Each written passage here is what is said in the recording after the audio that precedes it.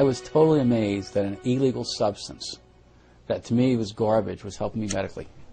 I was bedbound for about 5 years. I couldn't hold a job. I had to quit school. I was near death. I believe that medical marijuana saved my life. I see it as a kind of wonder drug of our time. What this really is the marijuana legalization lobby taking advantage of sick patients. Legitimate sick patients need legitimate medications. It's a medicine. If it is a medicine, how come it is not regulated through medical fields? Never in my career did I find a chemical so ill-qualified to be defined as a pharmaceutical. I think the biggest problem is that you're talking about a highly impure substance. You get all this stuff that's floating around in marijuana. 488 substances, 66 cannabinoids. If you find a positive effect, then that justifies drilling down deeper and deeper to see where this positive effect is coming from. There's quite a bit of evidence that suggested that cannabis would be useful for a number of indications. Migraine and nausea and vomiting. Marijuana contains anti-inflammatory, antioxidant, and probably anti-cancer compounds. We found that cannabinoids can almost completely cure cancers in these mice. Do you think that there has been much of a conversation about the science? Not nearly enough. Not nearly enough. I think the political controversies have harmed the research side. You would think that our policies in this country should be driven by science, but I think for the most part they're not.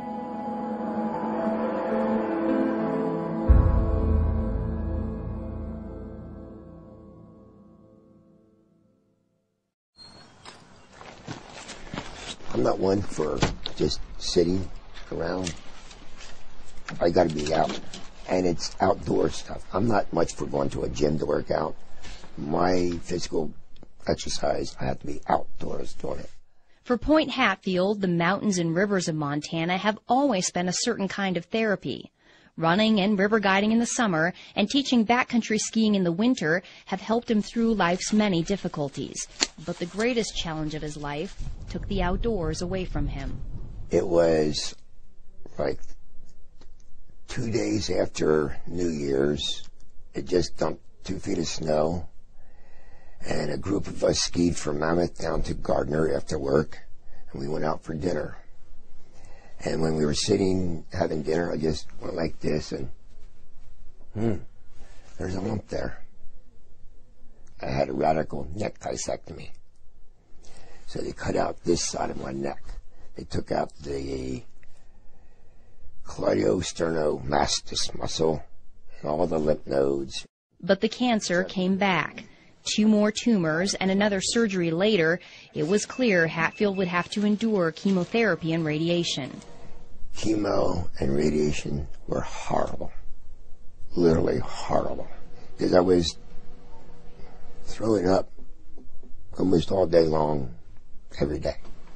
I zapped every ounce of life I had in me, just about. I was just hanging on by a thread. Just like he used to, Hatfield turned to the outdoors for comfort, trying to ski a small hill in his backyard. So I got 2 runs of 2 turns in, and then that's all I could do, wipe me out. 2 days after that, I went cross-country skiing with my wife, and I was able to do about a mile. That's all I could do. I was exhausted. Then after the 3rd round of treatment, I couldn't do anything. Hatfield's athletic frame melted from 160 pounds of muscle to barely 124 pounds. I used to have 15-inch arms, biceps. They went down to 9 inches. I used to have thick legs. I'm skinny now. I'm not used to being skinny. Are there things that you know that kind of trigger your nausea and things like that? No, it just comes. Just like that, it just comes. And we've used the other anti-nausea medications with you. I was on Ativan. I was on Zoloft. I think Zofran too. And there was a couple of steroids that I wore a patch with. I think there was a couple other drugs, too, that they tried. Dr. Jack Hensold is Hatfield's oncologist. He says these are common anti-nausea medications that work for most patients. We have very good anti-nausea medications now, and you know, I make a little bit of an advertisement for that right now. People don't get sick on chemotherapy as they used to because the standard anti-nausea medications are so good. But Point Hatfield wasn't one of those patients. They just did not work. Not at all? Not at all. Didn't alleviate anything. So what was the next step? Well, then Dr. Hensel would ask me if I would be willing to try medical marijuana. I said, I'll try anything. We've had patients who've tolerated very well, and it's done some really good things for them. Even though Hatfield had his doctor's blessing, he still needed the green light from Wendy Gwenner, the hospital's oncology social worker. We had a fair number of patients who came out of the woodwork who probably were users anyway and said, well, gosh, I've got cancer. Can I get a card? And the answer is no, you can't. Gwenner carefully evaluated Hatfield's case, just like she does with every patient, before signing off on the medical marijuana recommendation. We have to be screening you and making sure that we've used appropriate medications as first-line treatment if our antiemetic medicines have not worked well, and we've gone through our cadre of medicines, then we would go to medical marijuana. After I got the medical marijuana, it just alleviated so much of that sick, pukey feeling, and alleviated the throwing up. Immediately? Immediately. Wow. Immediately. It's like it was a godsend. It was a wonderful thing. Because that throwing up all the time is not good. Right, right. I believe that the medical marijuana saved my life. I couldn't eat anything, couldn't swallow, and I just think it saved my life. 5 years after he was first diagnosed, Hatfield is cancer-free and enjoying Montana's beauty again. Nowadays, he says the beauty isn't the only thing he loves about this state. He loves the progressive voters who passed the state's compassionate use medical marijuana law in 2004, allowing patients like him the option of using a drug at the center of a growing controversy. There's a false stigma attached to it, and I'm doing this interview to help other people. Why not? It's our job to help other people. It's our responsibility.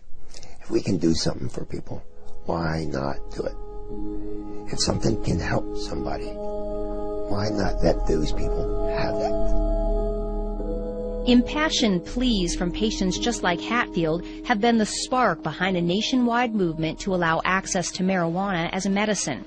By the fall of 2010, 15 states had passed laws similar to Montana's.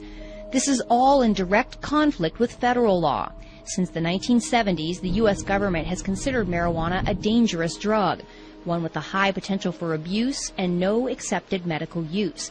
It's known as a Schedule I drug, the most restricted category. Marijuana shares its Schedule I status with drugs like heroin, ecstasy, and LSD. Drugs that have a high potential for abuse but do have an accepted medical value are placed on Schedule II. Some of the drugs currently on Schedule II are methamphetamine, cocaine, opium, and morphine. Doctors can legally prescribe medications on Schedule II. They cannot prescribe Schedule I drugs. So doctors like Hensold cannot legally prescribe marijuana to patients like Hatfield. Instead, state marijuana initiatives carve out a gray area, allowing doctors to make a recommendation for medical use. But they do so at their own peril, since the federal government still views any marijuana use, even medical, as illegal.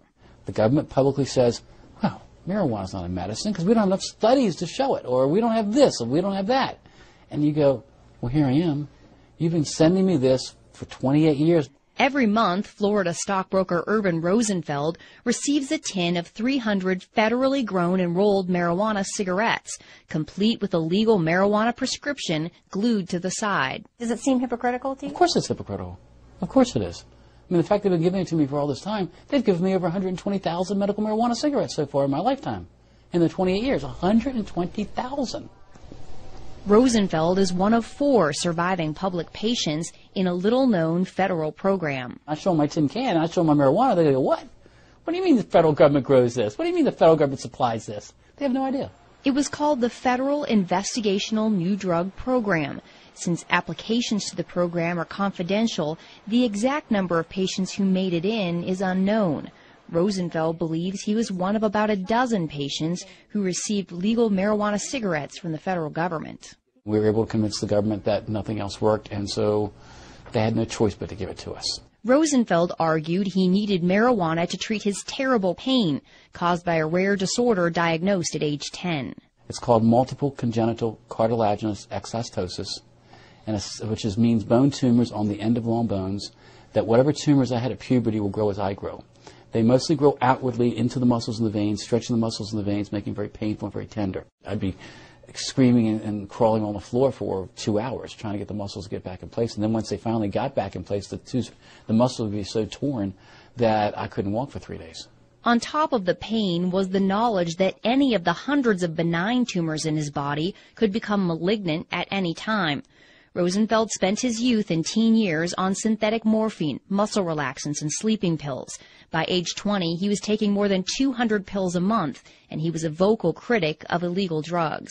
I hear kids talk about drugs and things like that, and I go, why are you doing drugs? I mean, look at all I have to do. You'd be thankful you're healthy. Even so, Rosenfeld finally gave in to peer pressure and tried marijuana in college. He says he didn't feel anything and decided the drug was useless and that his friends were just imagining they were high. But a strange thing happened one night while smoking marijuana and playing chess with a friend. Rosenfeld did something he hadn't done in years. He sat comfortably for 30 full minutes. I thought, well, wait a minute. In what way did I take all the narcotics and drugs I had to allow me to sit? And I thought, gee, I haven't taken a pill in 6 hours. Well, then how can I sit? And just then, it was my turn with the joint. They handed me the joint. I looked at this piece of garbage, because to me it's all it was. I said, this is the only thing I've done differently. I've smoked this garbage. I wonder if there's any medical benefit to this garbage. Rosenfeld had stumbled onto another potential medical use for cannabis, chronic pain. When he joined the federal program in the 80s, he became one of a rare group of medical marijuana patients who could speak openly without fear of arrest about its medical benefits. Their stories added some legitimacy to an expanding body of anecdotal evidence. Medical marijuana has grown to a point where the government looks foolish saying it's not a medicine. It is a medicine. 82-year-old retired Harvard professor Dr. Lester Grinspoon is well versed in the anecdotal evidence surrounding medical marijuana. He's told Urban Rosenfeld's story along with many other patients' stories in his book Marijuana, the Forbidden Medicine. His opinion of cannabis has come a long way since he first began investigating it as a young assistant professor of psychiatry at Harvard in the late 60s. Back then, he certainly did not see it as a medicine.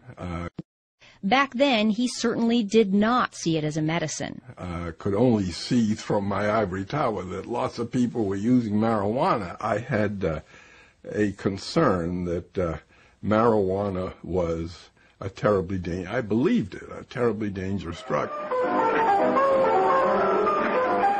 And why wouldn't he? The 1930s era film Reefer Madness was a dramatic manifestation of government and media claims about the dangers of marijuana. The film portrays marijuana smokers as delirious, insane, even homicidal. Dr. Grinspoon was gravely concerned, and he wanted to give young students the proof that marijuana was hurting them. I went into the library and started to look at this. I wanted to provide a scientific and medical basis for the prohibition. What was the government standing on and saying that this was a dangerous drug? Psychotic reactions can happen. Marijuana is now known to initiate depressive episodes, delusional episodes, manic episodes, and even psychotic episodes. Dr. Eric Voth is an internal medicine physician and an addiction and pain specialist in Topeka, Kansas. He's also the chairman of the Institute on Global Drug Policy and has advised former presidents Reagan, Bush Sr., Bush Jr., and Clinton on drug policy. A critic of medical marijuana, he says one of his biggest concerns is the risk of mental illness, especially schizophrenia. But there are clearly patients where it kind of uncaps the psychosis Schizophrenia is a form of a psychotic illness, and uncapping it in people who didn't know they had it.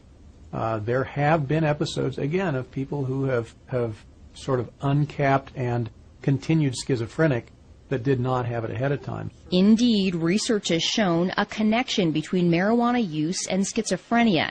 There is also great concern over marijuana use in teens and young adults because their brains are still developing.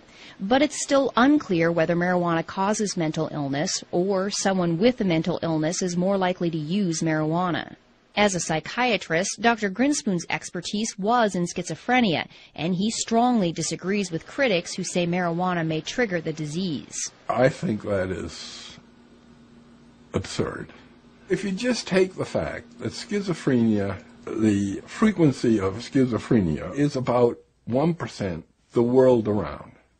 Now, you would expect with a drug that's used as often as it is, you would expect that there'd be a little bleep in this. It doesn't change a bit. It hasn't changed. In fact, you can find as much literature about how cannabis is useful to schizophrenic patients as it's harmful. Dr. Grinspoon could not find evidence to back up the government and media reports that marijuana use leads to drug-induced violence,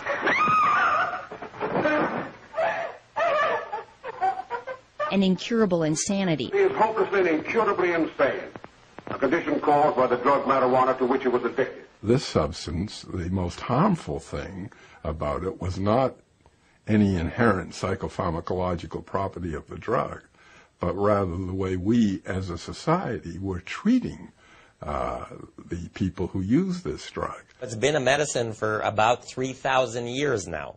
It only hasn't been a medicine in this country for 68 years. I say in the scheme of things, it's been a medicine a whole lot longer than it hasn't been. Dr. Donald Abrams is a professor of clinical medicine at the University of California, San Francisco, and an oncology physician at San Francisco General Hospital. He says doctors were able to freely prescribe cannabis for various ailments up until 1937. Harry Anslinger, who was a prohibitionist and the first head of the Federal Narcotics Bureau, decided to introduce the so-called Marijuana Tax Act. Physicians in the United States knew the medicine as cannabis, and by using marijuana, he sort of did an end run around the medical community. The act imposed a high tax on medical marijuana and such onerous registration and reporting requirements that it effectively banned its use as a medicine altogether. The American Medical Association came out in opposition to the act, with Dr. William C. Woodward testifying there was no evidence the medical use of cannabis was causing addiction, and that there are evident potentialities in the drug that should not be shut off by adverse legislation. He opined that it's impossible to foresee how much the new regulations will deprive the public of the benefits of a drug that, on further research, may prove to be of substantial value. The Marijuana Tax Act delivered the final blow to a medicine that was already being replaced by the opiates and aspirin. Cannabis was removed from the U.S. Pharmacopoeia in 1942. The fact that cannabis was an accepted, valuable medicine in the United States for nearly a century might be surprising to the teens who grew up watching the dramatizations of reefer madness. It certainly came as a surprise to Dr. Grinspoon. I discovered when I got into the library that I, despite my training in science and medicine, had been brainwashed. He put his findings into an 80-page paper, aptly titled Marijuana Reconsidered. It was later published in Scientific American. Then his professional investigation of cannabis took an unexpected, personal turn. His son Danny, suffering from childhood leukemia, had begun chemotherapy. The chemotherapeutics that he had to receive were just devastating to him in terms of the nausea and vomiting. It's a nausea that goes right down to your toenails. I mean, it's really beyond description. Even with all his prior research, Dr. Grinspoon still had no idea that marijuana might be able to stop Danny's chemotherapy-induced nausea. One night at a dinner party, an oncology doctor who had read his paper on marijuana related the story of a 17-year-old with leukemia who used marijuana to treat his terrible nausea. On the way home from there in the car, my wife, Betsy, asked me, don't you think we ought to get a little bit of marijuana for Danny the next time he gets... And I said, I'm almost ashamed to say this. I said, no, that would be breaking the law, and I don't want to offend the physicians, who are taking care of him. So I was against it. She's a rather plucky woman, and next time he came in for his chemotherapy, she went up to the Wellesley High School parking lot, and they found his friend Mark, and asked him if Mrs. Grinspoon wanted a little bit of marijuana. When Dr. Grinspoon showed up for Danny's chemo treatment, he was surprised to find his wife and Danny so relaxed. They were joking, and he was smiling, and no problem. He got on the gurney, had the injection, and whereas before, with this particular chemo, he became nauseous, felt awful right away, and the race to get home before he started to vomit, and then in a bed with a bucket at his side there until it was just dry heaves. That day, he got off the gurney and he said, "Hey, Mom, there's a sub sandwich on Brookline Avenue, I noticed. Could we get a sub on the way home?" When he discovered Danny had smoked marijuana, Dr. Grinspoon was not angry. He was relieved. And I called the doctor, the attending who was taking care of him, and I said, I'm not going to stand in his way doing this again. He said, don't. And don't have him do it in the parking lot. I want to see this myself. And so it went. He never had any difficulty with nausea and vomiting. With the further treatments for as long as he lived, he was free of that anxiety. And I can tell you, it was not only a relief for him, it was a relief for his parents and his siblings. It was a godsend. Not surprisingly, Dr. Grinspoon has become an ardent supporter of legalizing marijuana for medical use. People who suffer from these symptoms and syndromes, depending on just how serious they are, that's always accompanied by anxiety. And to take and artificially impose another level of anxiety, the anxiety involved in doing something which is illegal, for which you can be punished, is cruel. By the 1980s, scientific interest in cannabis had begun to catch up with the personal experiences. According to a 1982 United States Institute of Medicine report, Marijuana and Health, the preliminary research coupled with anecdotal evidence warranted a closer look at medicinal cannabis. The report also found that marijuana attacks diseases and symptoms differently than other drugs. This offered the tantalizing possibility for drug companies to develop new, novel drugs out of the chemicals in the marijuana plant. The Institute of Medicine called for more research on these chemicals, known as cannabinoids. Even with this encouragement, research on cannabis failed to flower. There aren't many scientists or clinical investigators who are particularly interested in doing research in medical marijuana because it's such a hassle. Marijuana's Schedule I status means Dr. Abrams has to get approval from more than a half dozen regulatory bodies before he can start a cannabis medical trial. There are so many roadblocks that you have to go through. Marijuana is an illegal substance that I think a lot of investigators and even organizations just don't want to get involved in something that is so controversial. Dr. Igor Grant is a professor of psychiatry and the director of the California-based Center for Medicinal Cannabis Research. He says not only is the research bureaucratically difficult, it's expensive, and financial backers are hard to find. You know, an ordinary investigator just does not have the time or resources to do this kind of work. I mean, you really need, either federal or state funding or pharma funding, something to navigate this whole system. The center's research was funded by a $9 million grant from California taxpayers. The money allowed for a few legitimate small marijuana trials, including several done by Dr. Abrams, that confirmed what Rosenfeld was saying all along, that cannabis works on pain, especially pain that does not respond to opiates. All of them, to some extent or another, demonstrated that smoked marijuana is effective in this situation for which we really don't have very good treatments. I can say that the cannabinoids are almost certain to be useful in neuropathic pain based on the research that we've done. But even when researchers get significant results like this, Dr. Abrams says cannabis research can still be an academic dead end. When I submit it for publication, I have found what I perceive to be a publication bias, that people are not particularly interested in publishing data suggesting that marijuana might have some benefits. All of those things, I think, sort of dampen anybody's enthusiasm to take on medical marijuana research. And scientists are not getting much help from pharmaceutical companies either. No pharmaceutical company is interested in supporting, marijuana research. Because it's a naturally occurring substance out in the world, so you can't patent it per se. So the research on it is quite dicey. It really is. Nobody can make any money on that research or on that development. Even if drug companies created a novel marijuana plant drug that they could patent, doctors could not prescribe it. It's going to be a class 1 type of drug.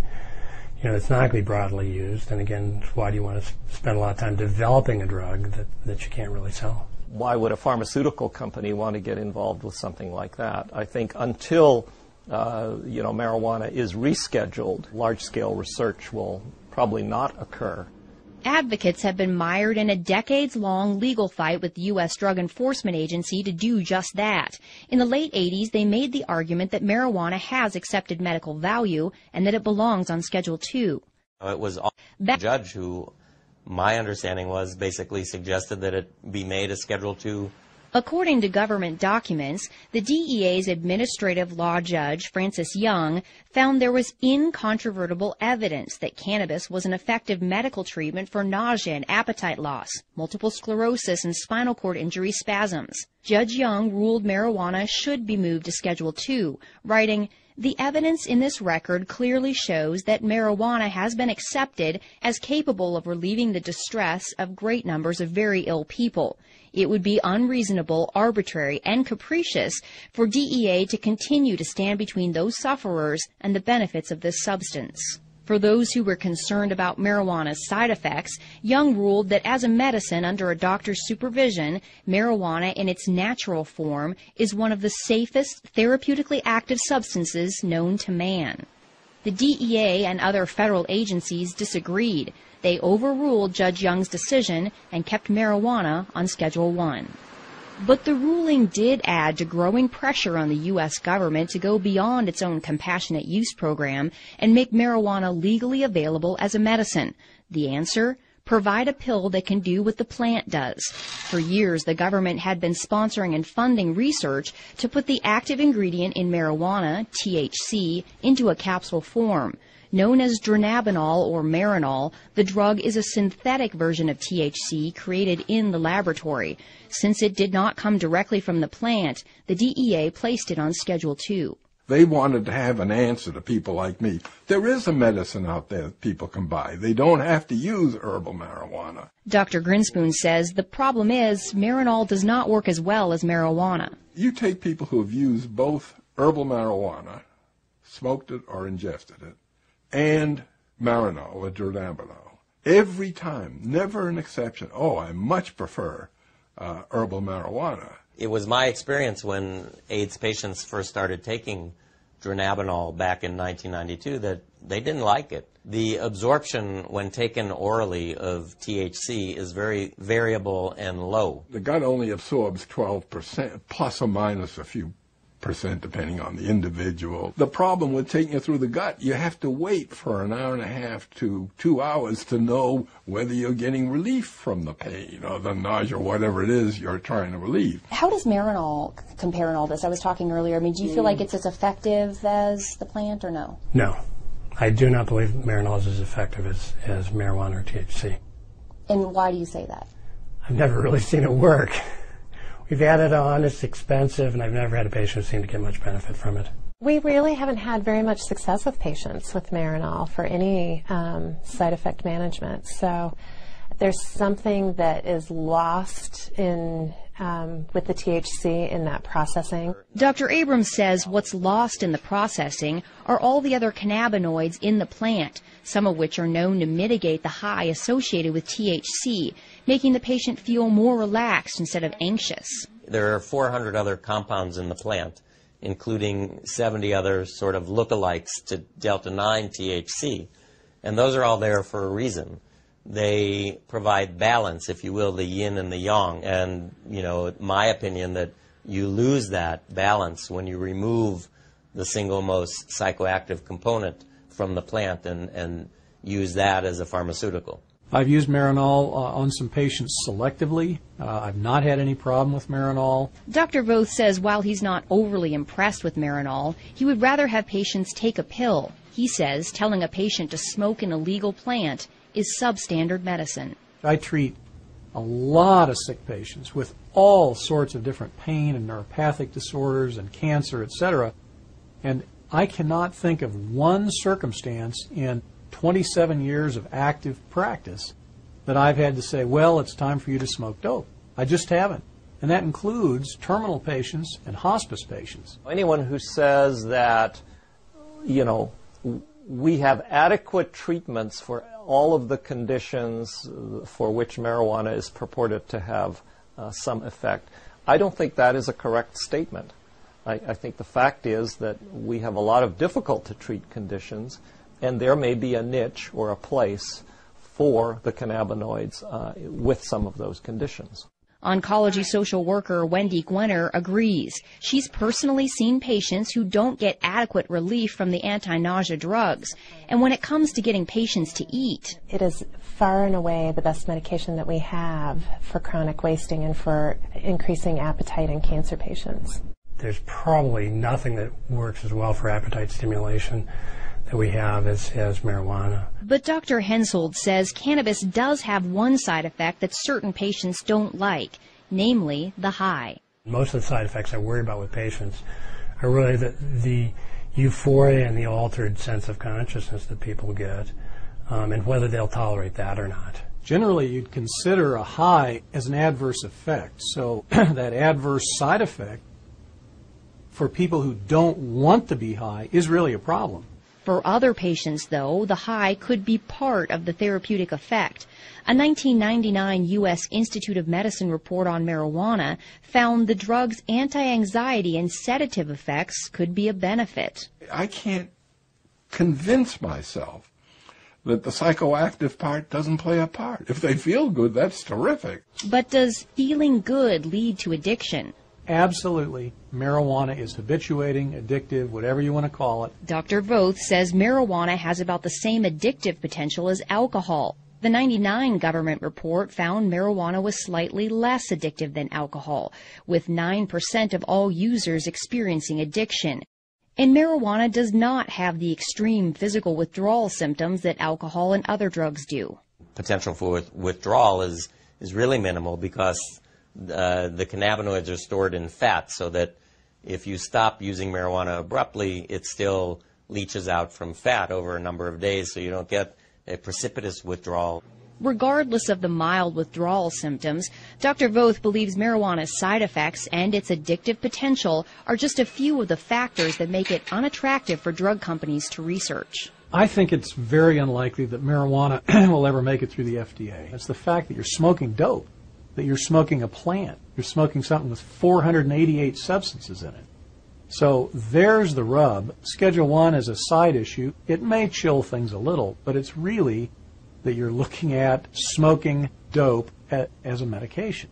Dr. Voth is not the only one concerned about smoking. The 1999 Institute of Medicine report says smoked marijuana is a crude THC delivery system that also delivers harmful substances. There's a lot of things that have hit the literature that have talked about head and neck tumors, for instance, oral tumors, lung cancers even.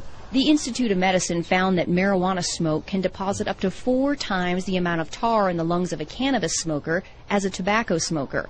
Studies have also shown that marijuana smoke contains higher concentrations of the same carcinogens found in cigarette smoke. While scientists are concerned these factors may lead to lung cancer, they still have not found definitive proof, and patient Point Hatfield says smoking is worth the risk. The thing about smoking the marijuana is it's immediate. You don't wait 20 minutes or half an hour or whatever. It's immediate. And for me, immediate relief was a blessing. When you smoke cannabis, by the way, the peak concentration in the bloodstream occurs in 2.5 minutes. When it goes through your lungs, it goes into the right side of the heart, into the left side of the heart, and then right up to the brain. Most people prefer the inhalation method because they can better titrate when the effect comes on, how long it lasts. Dr. Grant says until someone comes up with a fast-acting inhaler, smoking may be their best option. I'm not sort of in the camp of people who say, well, I grant you marijuana may work, but it's absolutely unacceptable because it's smoked. I don't think that's right. Do you worry about patients smoking? I don't. I look at the cost benefit. The cost of having untreated cancer would be far outweigh whatever carcinogens might be introduced to the lungs.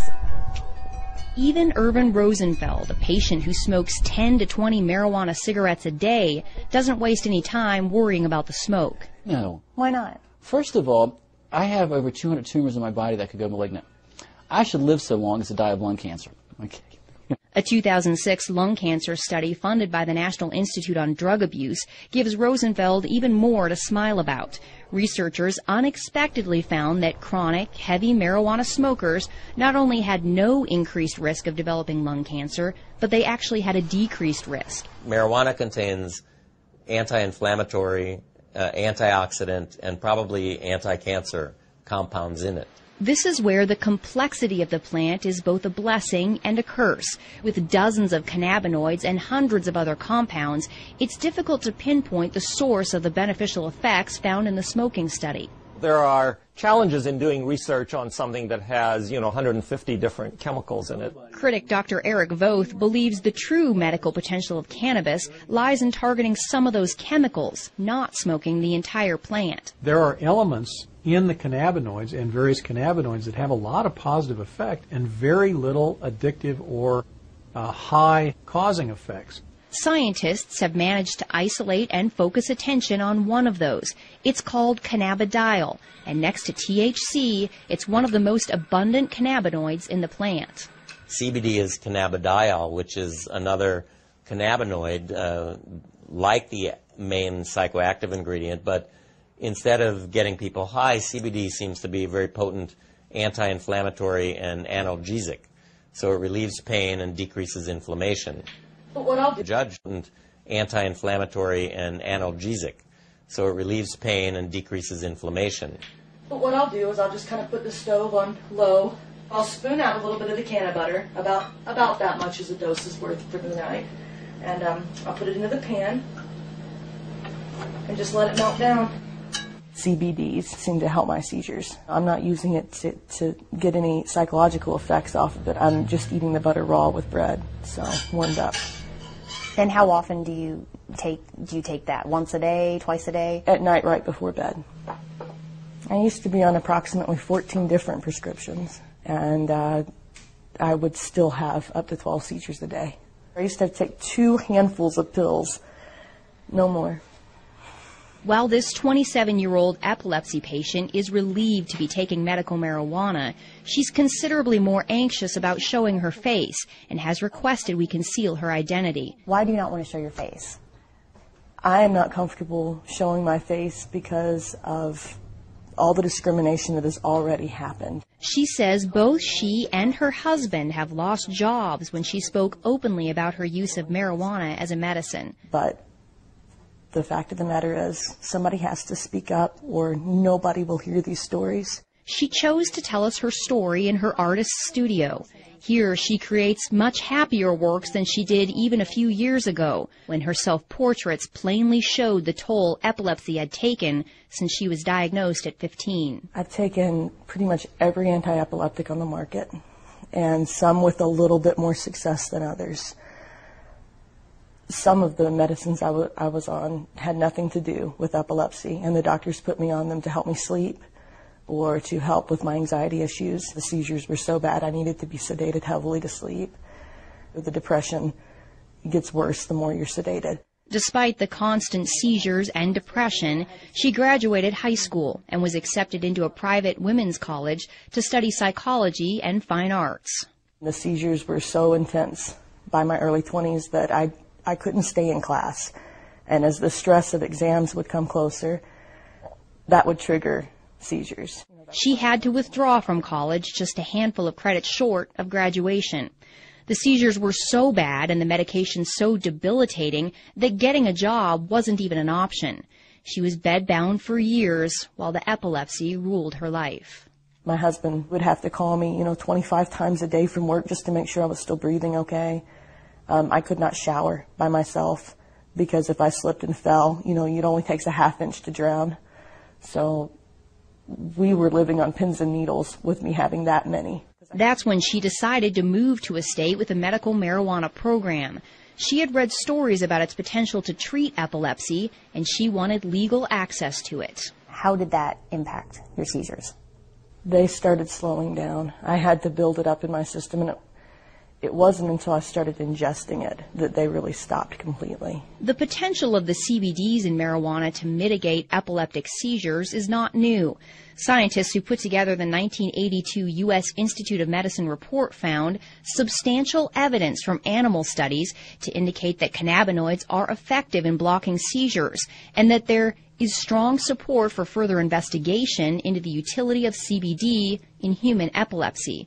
The subsequent 1999 Institute of Medicine report was less enthusiastic, saying the solid scientific evidence still isn't there yet, and it was unlikely to be a fruitful area for drug research. Well, I'm not waiting for the FDA approval to come through. I know how it affects my body, and that's one thing that I've learned through taking prescription drugs all these years. I have to know how this stuff is going to affect me, not what somebody else says it does for them. Not only has it completely stopped her seizures, but she says something in the plant works for her anxiety, depression, and insomnia too. So she sees the scientifically undesirable cornucopia of substances in the plant as a benefit, not a detriment. The fact is it works. It works better than anything I've ever tried, any pill I've ever taken. The cannabinoids have multiple actions. It's not just on pain or, in her case, maybe anti-epileptic action, but for many people, they have a sedative and anti-anxiety effect and so forth. I'm a cancer doctor, and I often suggest to my patients that they consider marijuana for their loss of appetite, nausea, pain, depression, and insomnia. It's one medicine they could use instead of 5. Critics of medical marijuana are highly skeptical of claims it can treat just about everything. How is it possible that one plant has the potential to treat so many different ailments? Intriguing answers started appearing in the early 90s when researchers pinpointed receptors in the brain and the body that bind with the cannabinoids. Receptors can be described as locks on the surface of a cell, and when the correct key binds with the correct lock or receptor, it opens the door and delivers messages. Sometimes the message is that the body is feeling pain. Other times the message may be that there's an invader and the immune system must attack. Scientists located 2 receptors, cannabinoid receptors, one called the CB1 receptor, mainly in the brain, and the other is the CB2 receptor, which is mainly in cells of the immune system. The CB1 receptors are extremely abundant in the brain, but they're also found all over the body in the major organs, the heart, the liver, kidneys, and pancreas. After finding all these locks that accepted the cannabis key, researchers made the next big discovery. The human body makes its own cannabinoids, called endocannabinoids. We have this whole elaborate system where we have these receptors in our brain and in our immune system, and these circulating chemicals that we produce ourselves that really are very, very similar to the chemicals in the marijuana plant. The only difference is that the endocannabinoids that we produce are in such small quantities, and they're also rapidly degraded, so that Therefore, we are not high all the time, or we don't have that feeling of euphoria all the time. Dr. Prakash Nayagarkatti is a professor of pathology and microbiology at the University of South Carolina. For the last decade, he's been doing research on what's become known as the human endocannabinoid system. The precise functions of the endocannabinoid system is still being understood, actually. The discovery of the system, however, is already revealing clues that have bolstered the personal stories of relief. The areas of the brain that control nausea and vomiting, chronic pain, and epileptic seizures all have cannabinoid receptors. What do these things do? Well, in the brain and the nervous system, the cannabinoid system seems to exert kind of a dampening effect. It's kind of an internal, like to think of it as a neurological shock absorber. And when they looked in other animals, they found these receptors were present in basically all animal species. So why do dogs and monkeys, for example, need to have cannabinoid receptors? They must be playing a very critical role in trying to maintain some of the physiological functions. The whole development of the fact that there are cannabinoid receptors in endocannabinoids has really given drug companies and pharmaceutical investigators a lot of opportunity to try to manipulate the body's own cannabinoid system. That's because now they can create synthetic drugs that target the receptors instead of taking chemicals from the plant. By avoiding the plant, they get around the controversies and complications of its Schedule I status.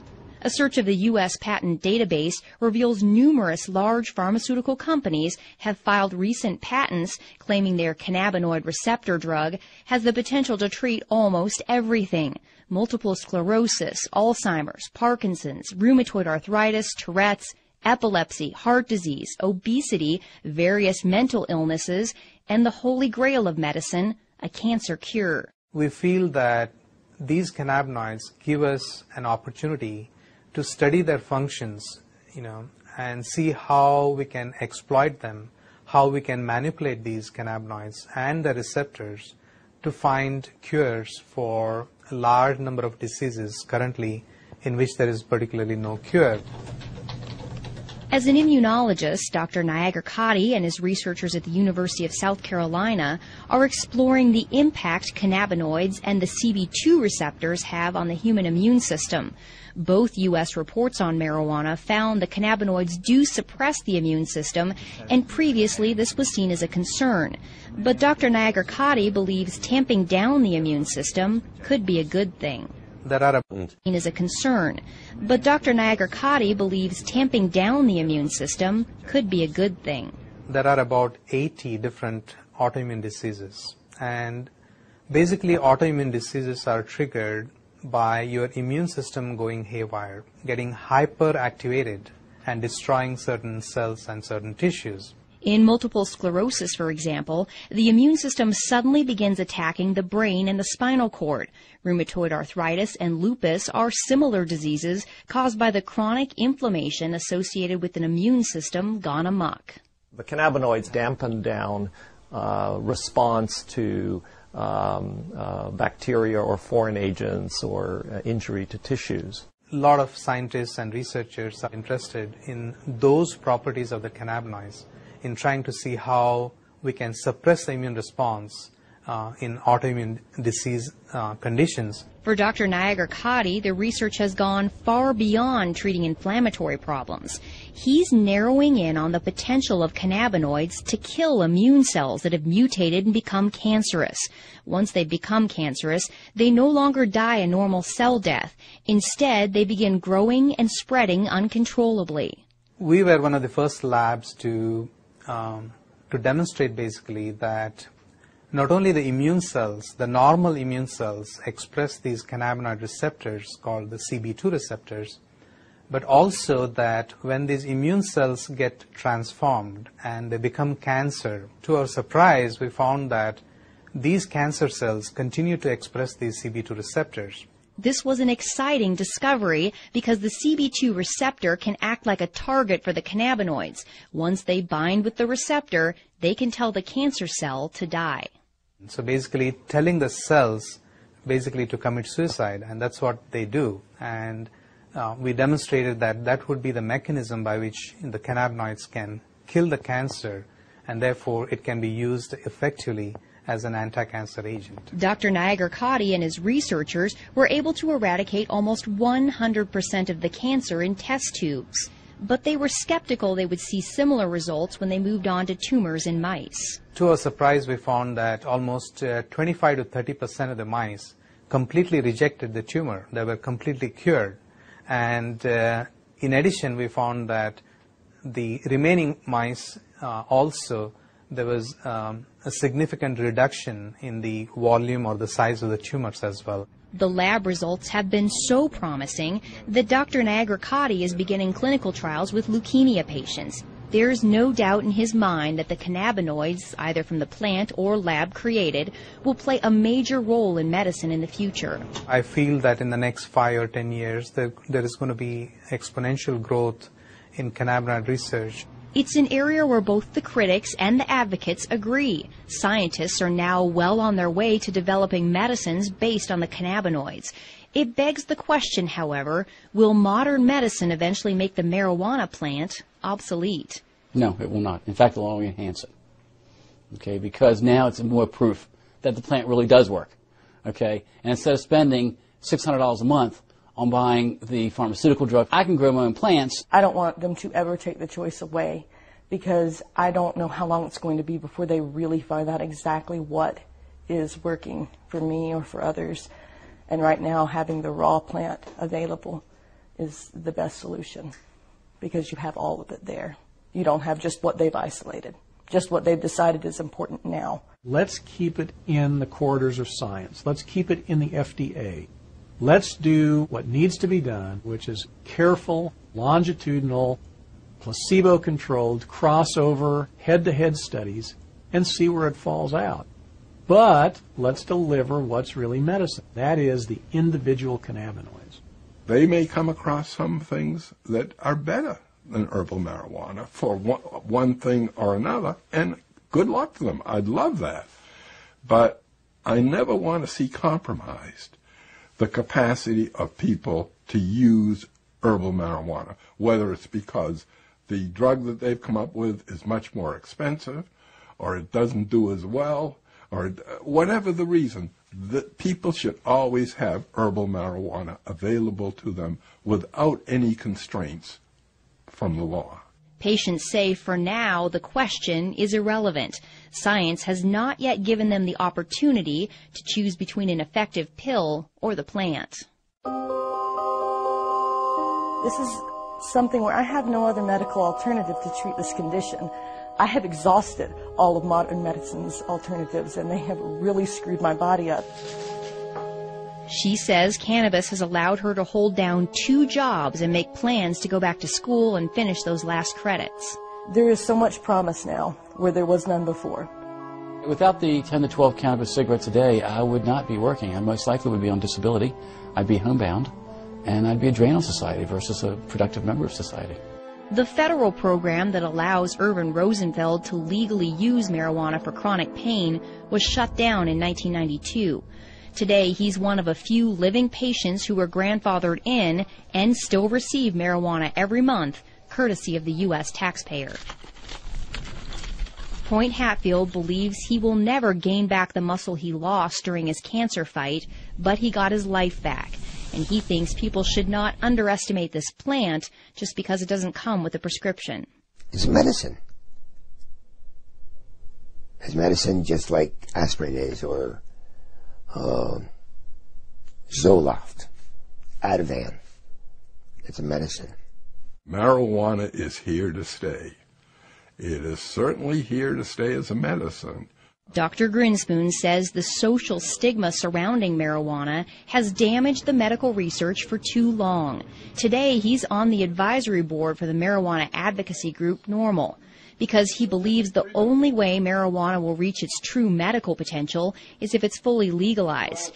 He's felt this way since the 70s, when he predicted the medical promise of cannabis would lead to a repeal of the prohibition in less than a decade. For years, I waited for my prophecy to come true, and I despaired that I would never see it in my lifetime.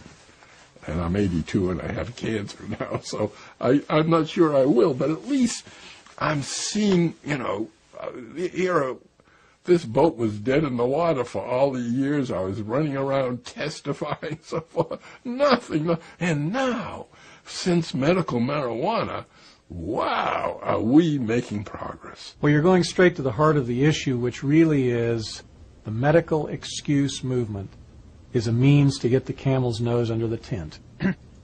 The folks that are pushing the medical excuse movement really come from the medical legalization movement. I think it's not helpful to brand people's motivations. It may be the case that there are some people out there who really are trying to legalize marijuana under the cloak of medicine. I don't happen to be one of them. I'm more interested in seeing if there is a medical indication here, and if there is, I think it is a social responsibility to provide that for people who are suffering. The scientists are not here to make, policy decisions, but our goal is to find out the truth. To that end, the American Medical Association and the American College of Physicians have taken positions that marijuana should be moved off of Schedule I to make research on the cannabinoids easier. We who are involved in the science sort of wish that science would become more of a dominant driver in the messaging, as opposed to politics, religion, and ignorance and fear. I like to say it's time to have more light than heat on the subject, and clear away the smoke here.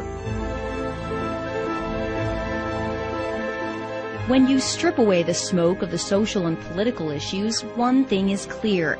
After decades of controversy, conjecture, and limited research, we have arrived at last in the realm of science.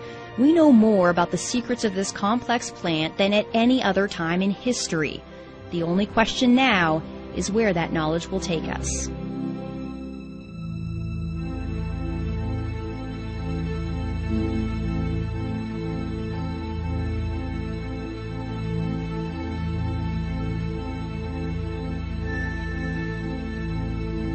Support for this program was made possible by the Friends of Montana PBS and the University